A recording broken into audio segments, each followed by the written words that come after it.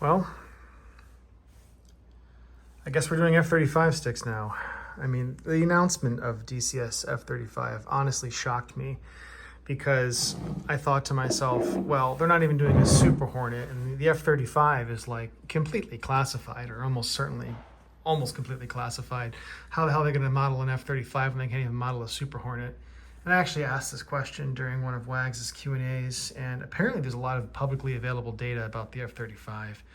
And there's not on the Super Hornet, and there's a good reason for that I'll get into later in the video that my friend told me about, but welcome back. I know it's been a while since I posted a video. I've got some wild things in the works, but I moved, I bought a house, I moved. I don't live where I used to live anymore, and my simulator is still in pieces. I don't even have a computer, a desktop. I've been working on my laptop for like a month now, so sorry for the radio silence. I desperately want to do more A10 videos. I'm not abandoning that series or anything like that. I've just been so completely busy renovating this house and whatnot. So, but I've been in contact with Mr. Tianhang, and he has shipped me his first ever F-35 stick. And we're gonna do a quick little video review of that. So here we go. But first, of course, I was really impressed with the Oregon Spirit bourbon, and Chris Fisher of Invictus told me that the bottled in bond is even better. So we're gonna drink this today. So let's give it a shot. If I can open it with one hand. Apparently I can't. I can open a monster can with one hand, but I can't open a bottle of bourbon. God damn it. Okay, you know what? That took a lot of effort even with two hands, so I want to pass on that one. Anyway.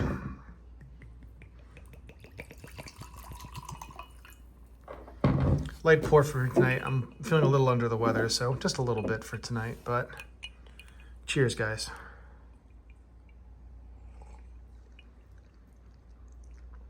Yeah, I don't know what Oregon is doing to their bourbon, but they should keep doing it, and more people should listen to them or start doing it their way. A little hot on the end there, but it's good. It's really good. What proof is that? 100 proof. Okay, well, it's actually not terribly strong, but anyway. So back to the F-35. So I have a friend from new hire class who just got out of the Air Force flying F-35s, a guy by the name of Ben Vickers, and I spoke to him about the stick today pretty extensively, and he told me some pretty interesting things, because admittedly I know very, very little about the F-35. I'm more of a 4th gen guy myself. The A10 forever will always be my first love, but you know, the Viper's my second love. And I'm not going to tell you the F-35 is not cool, because it is cool. Only certain fighter jets are not cool to me. Excuse me, I just, certain jets make me sick. Anyway, so F-35 stick. I have here the very first one that he ever made. But yeah, so DCS is making the F-35 now, and they're not making a Super Hornet. And I actually confirmed that with my F-35 friend. He said that the Navy kind of has their own little cave they crawl into. Those are his exact words, where they like to be weird and secretive about things. So even though he was in the Air Force, he worked with the Navy, and they were just weird about certain things he was not allowed to know about, even though it's like, hey, you have the same radar as us, and you may not want your radar to be classified, but we have the same radar, but we're going to classify ours just because we're the Navy and we're fucking weird. So whatever, man. So I talked to him about the F-35 stick. And first, let's go into a little bit of history about the design of the sticks. It's actually quite fascinating. No, wait, I almost forgot. Before I do that, I got to be honest and transparent about the circumstances under which I obtained the stick. So who is Tianhang, and what is my relation to him? Well, Yang Fei is the guy's name, actually. Yang Fei of Tianhang fame. I'd call him a friend of mine. We talk outside, we talk on Discord, we talk on Facebook a little bit. I consider him a friend. He considers me a friend. So I did pay full price for this stick, but I did also say, if you ship me the first stick that you make, I'll do a video on it right away. And I'm making good on that promise. So if you want to call that quid pro quo, you can go ahead and call it that. I don't really give a fuck what you call it, but I'm just being transparent and honest. So if you think that biases me, who knows, maybe it biases me. But I did pay all the money for that, and it was very, very high. Probably thanks in no part to some tariffs, but we're not going to get political on this channel. So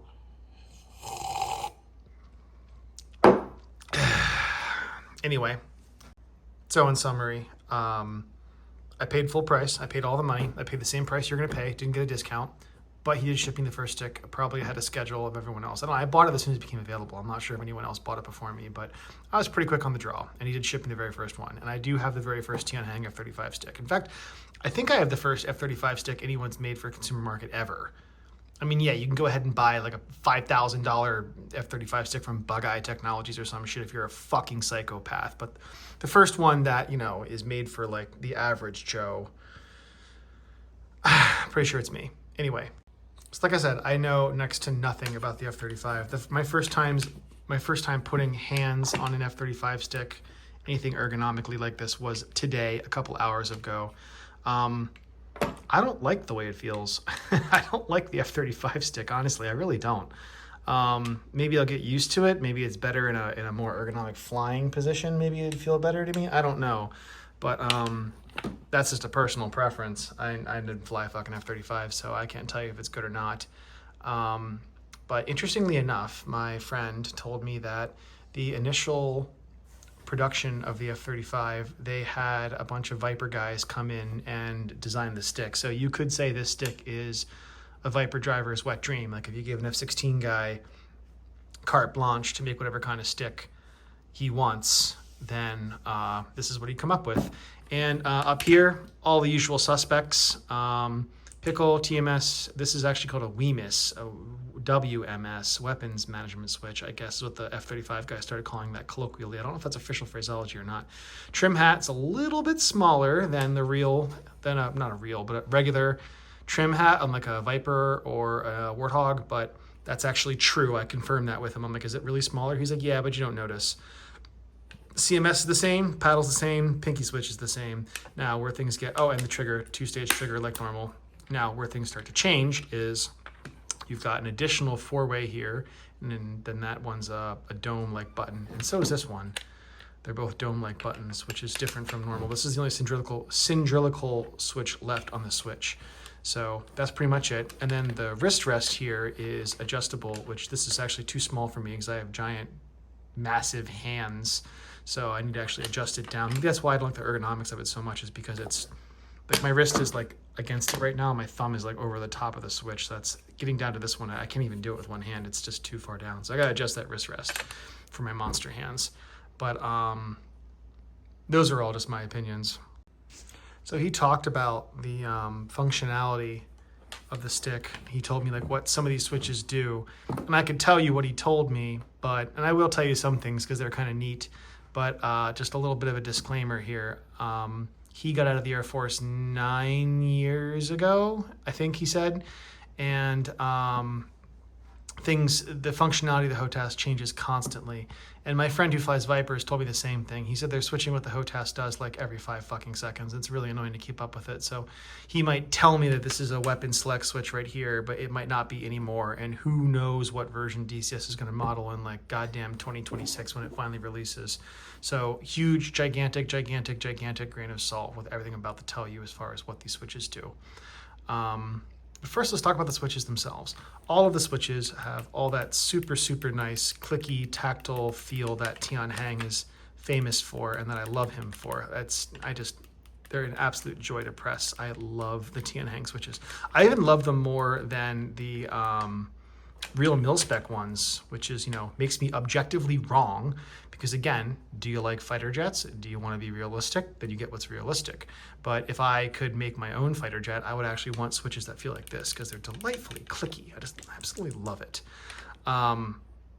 And all of Tianhang switches depress, which are buttons, which is funny because in the Viper and the A10, they don't depress, but in this one they do, and the trim hat depresses and it has a function. You actually press and hold the trim hat for 2 seconds to turn on the autopilot, he told me. And then once you have the autopilot turned on, trim hat left and right, change your heading, and up and down, change your altitude. And if you want to make a major altitude change, you actually start kicking the rudder, which I thought was pretty wild, and it makes a lot of sense. He says, flying, this is a direct quote from him, flying with the autopilot on in that fashion makes flying instruments go from an emergency situation to a complete joy. So that's pretty fucking nice. He did say, though, that as he left the Air Force, that the depress for the TMS and the WEMIS and I'm not sure what this one's even called, but the depresses actually had no function. Like they depressed, but they had no function when he left. That could be different or have changed by now. I know Tianhang's other sticks also have those depresses as well, and they do register as buttons, but there is no TMS or DMS depress on the Viper or the Warthog for that matter. So whether or not that's realistic, whether or not they're ever going to be wired up, whether or not they're wired up now, whether or not DCS will have them wired up or something, I have no fucking idea. But it is nice to have for additional functionality in terms of like, you can use this for view center or something like that. So one change from the F-16, the A-10, these switches here are like domes now. They're not cylindrical. And I asked my F-35 friend about that, and he said that's actually accurate. They're like dome switches now. They're not cylindrical switches. Why the change? I have no idea. I'm sure some guy with a fucking human factors degree and who knows a lot more about designing human interface devices has a reason for it, but I couldn't tell you what it is. But that actually is accurate. Tianhang did his homework, as you might expect him to, because Tianhang's a very, very studious person. So that's correct. The wrist rest, he told me it just pops out and then it moves and pops back in for adjusting it, whereas this one requires a tool to do. I haven't gotten around to getting an Allen key, but that is almost certainly a metric Allen key. If I had to guess, I would probably say that's maybe a 2.5 or a 2 millimeter, maybe a 3 if I had to guess, but I'm just guessing at this point. So other than that, it's all of the good Tianhang quality you would expect. He does make my favorite sticks. I love Tianhang sticks. They're the best sticks out there, in my opinion. I think they've got Reelson blown away. I think they have Thrustmaster definitely blown away. And why anyone is buying a stick that's not Tianhang these days is because they don't know Tianhang exists. One thing that is new that I actually absolutely love is this metal screw piece down here has much less play, and it feels goddamn solid. It feels like a hunk of metal, man. Like, I don't know what he did for this part down here, but it feels serious. Not only that, but it actually looks a lot better too. It looks hella realistic. So this is a new and welcome change. I actually really, really, really love this. So yeah, that's pretty much it. I don't even have a stick base right now to plug this stick into to verify it even works. But obviously, if it weren't working, you could go to Tianhang, and I'm sure he would replace it. He's very good about his customer service. If you're not on his Discord, get on his Discord. But yeah, that's pretty much all I have for you guys tonight. I'm sorry the video's a little dry. I've been worn out from doing house renovations now for a while. I've got a lot of good stuff coming though, so thanks for watching. But once again, do not give a fuck if you like or subscribe. Big thank you to Jackson for his vast, insane, autistic knowledge of F-35s. He knows more about F-35s than I'll ever know. Very, very big thank you to my friend Ben Vickers for talking to me and indulging my autism about F-35 since I know nothing about it on the phone today. And last but certainly not least, thank you to Mr. Yangfei of Tianhang for shipping me this stick and letting me do this review. That's it. Hopefully I'll see y'all sooner rather than later.